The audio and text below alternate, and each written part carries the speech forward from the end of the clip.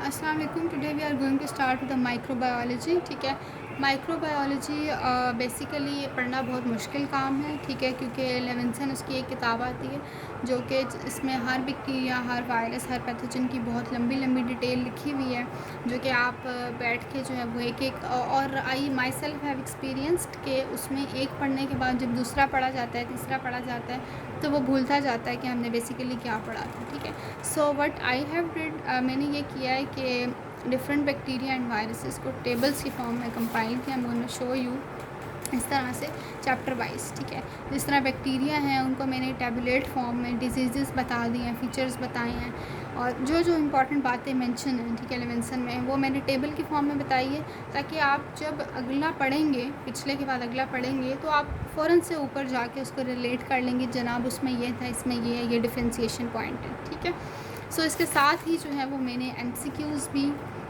लिखे हैं इंपॉर्टेंट। ठीक है, कुछ लेविंसन के हैं, कुछ इधर उधर के हैं, जो भी इंपॉर्टेंट मुझे नज़र आए थे कि ये इसके अंदर से बन सकते हैं। तो चैप्टर वाइज माइक्रोबायोलॉजी जो है मैंने कवर की है, और आहिस्ता आहिस्ता इसकी हम वीडियोस बनाना शुरू करेंगे। ठीक है, बिकॉज़ ये बहुत लेंथी है। I guess it starting from the chapter 15, yes, and मैंने जो है वो बेसिकली चैप्टर 56 तक इसमें, लेकिन जो मैं बता रही हूँ वो आपके सारे टैबुलेटेड फॉर्म में। सबसे पहले स्टार्ट करते हैं क्लासिफिकेशन। बैक्टीरियोलॉजी मैं पढ़ा रही हूँ पहले। ठीक है, और इसमें सारे बैक्टीरियाज नहीं पढ़ाऊँगे since I have the syllabus, तो मैंने उसके अकॉर्डिंग ही नोट्स बनाए थे, तो आप लोग पर टैली कर लीजिएगा, लेकिन इंपॉर्टेंट इसके अंदर इंक्लूडेड है। अच्छा जी, क्लासिफिकेशन की बात करते हैं, तो इसमें आपके पास जो भी बैक्टीरिया है उसकी हम क्या क्या पढ़ेंगे। Sorry for the disturbance. अच्छा, इसके अंदर आ जाएंगे ग्राम पॉजिटिव कॉक्साई। ठीक है, gram negative cocci, gram positive rods, gram negative rod, mycobacteria, actinomycetes, spirochete, mycoplasma, chlamydia. ठीक है, फिर आपके कुछ ग्राम नेगेटिव में एंटेरिक ट्रैक वाले अलग हैं, रेस्पिरेटरी वाले अलग हैं। अभी अगर मैं आपको हर कैटेगरी के नीचे वाले नाम भी बता दूं तो उसका कोई अभी फ़ायदा नहीं है। ठीक है, क्योंकि अगर मैं अभी बता भी दूंगी तो आपको याद नहीं रहेंगे। जब हर कैटेगरी के और हर सिस्टम के अलग अलग बैक्टीरिया वायरसेस हम पढ़ेंगे टेबल के फॉर्म में, तो उस वक्त आपको वो याद भी रहेंगे। ठीक है, तो अभी मैंने सिर्फ जनरल क्लासेस के नाम लिए हैं कि जनाब ये बैक्टीरियाज होते हैं। ठीक है, सो माइकोबैक्टीरिया किसी तरह आगे टाइप्स से क्लेमाइडिया की वो भी अभी करने की ज़रूरत नहीं है। हम टेबल से ही शुरू करते हैं। This is the chapter number 15 of your Levinson. ठीक है, चैप्टर 15 है माइक्रोबायोलॉजी। इसमें हमारा है ग्राम पॉजिटिव कोकाई। ठीक है, इसके अंदर कौन कौन से हमने करने हैं। ठीक है, जो यहाँ पे आप बुक से टैली कर लीजिएगा, जो कवर नहीं होंगे वो इंशाल्लाह आगे की वीडियोस में कवर हो जाएंगे, बिकॉज़ जो मेरे सिलेबस के अकॉर्डिंग थे वो मैंने इसके अंदर मेंशन किए हैं। सो आई होप के मैक्सिमम तो यही होंगे, because is the most important ones. Staph aureus, ठीक है, staph epidermidis, streptococcus pyogenes, streptococcus agalactiae, enterococcus faecalis, streptococcus pneumoniae and viridans को। ठीक है, एक एक चैप्टर करेंगे, साथ साथ उसके MCQs भी आपको बताते जाऊँगी इंपॉर्टेंट, ताकि आप लोगों को जो है पढ़ के थोड़ा सा आइडिया हो जाए कि MCQ किस तरह बन सकता है। ठीक है, क्योंकि माइक्रो को पढ़ के पता नहीं चलता कि MCQ किस चीज़ का बनेगा। चलें, ये तो पता चल जाता है कि डिज़ीज़ का पूछ लेंगे, लेकिन और क्या पूछेंगे, टॉक्सिन के बारे में, या उसकी जो है वो लैब डायग्नोसिस के बारे में क्या चीज़ें पूछ सकते हैं, हर बैक्टीरिया की क्या चीज़ इंपॉर्टेंट है। I am gonna tell you all this. So let's start with the staph. ठीक है, स्टैफ में आपके पास दो आते हैं, staph aureus and staph epidermidis. Staph aureus कौन कौन सी डिज़ीज़ कॉज करता है। Abscess, soft tissue infections, endocarditis, osteomyelitis, toxic shock syndrome, scalded skin syndrome. ठीक है, ये सारे कॉज करते हैं। ये आपको मेमोराइज़ करने की ज़रूरत नहीं है फिंगर टिप पे कि आप बैठ के 9-10 जो है वो याद करें। सिर्फ एक बार इसको रीड दे दें, ये माइंड में रह जाता है। जो इंपॉर्टेंट डिस्टिंग्विशिंग पॉइंट है वो मैं आपको बताती हूँ। डिस्टिंग्विशिंग में इसका ये है, टॉक्सिक शॉक सिंड्रोम और स्कैल्डेड स्किन सिंड्रोम, ये दो बातें याद रखनी है। This are related to staph aureus.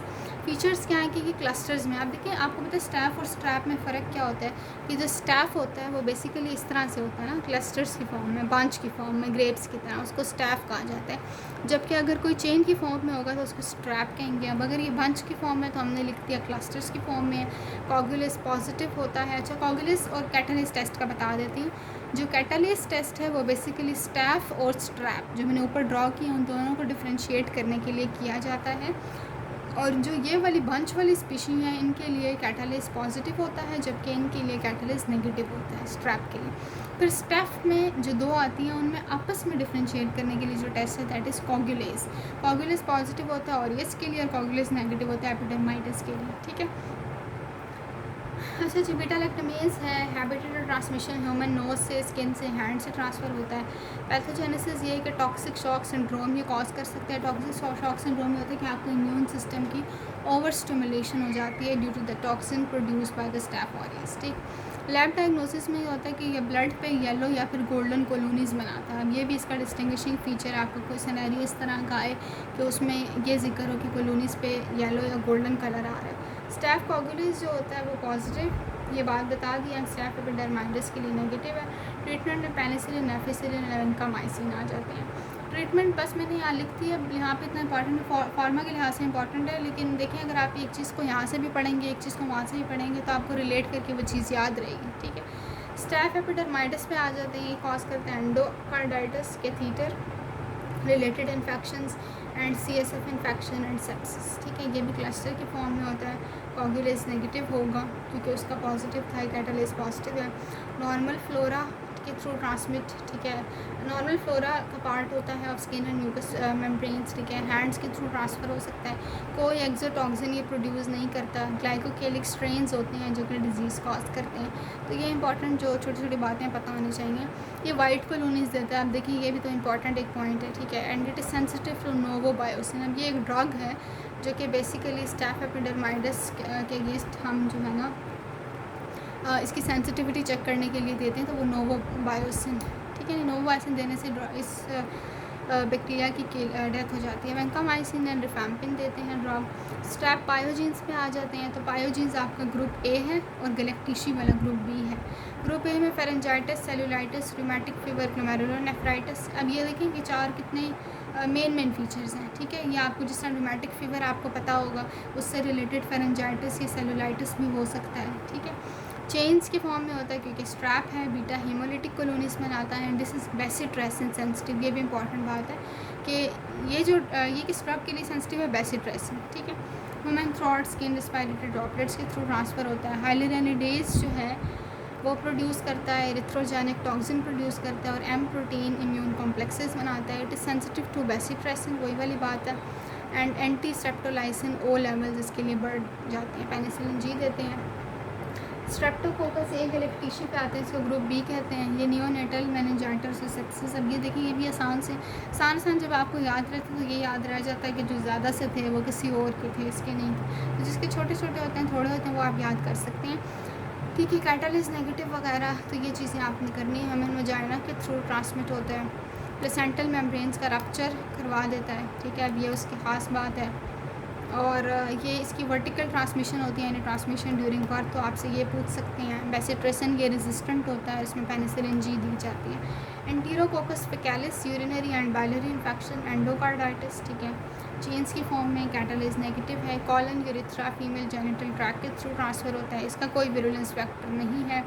Alpha या beta haemolytic colonies blood agar पे ग्रो करता है और NaCl पे ग्रो करते हैं, बात है। पेनिसिलिन, वैनकामाइसिन एंड जेंटामाइसिन देते हैं इसके लिए।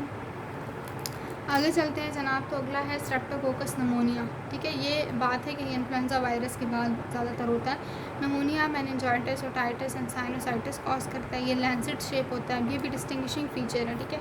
अल्फ़ा हीमोलिटिक होता है, कैटालिस नेगेटिव होता है। ग्रोथ इसके ऑप्टोकिन से इनहिबिट हो जाती है।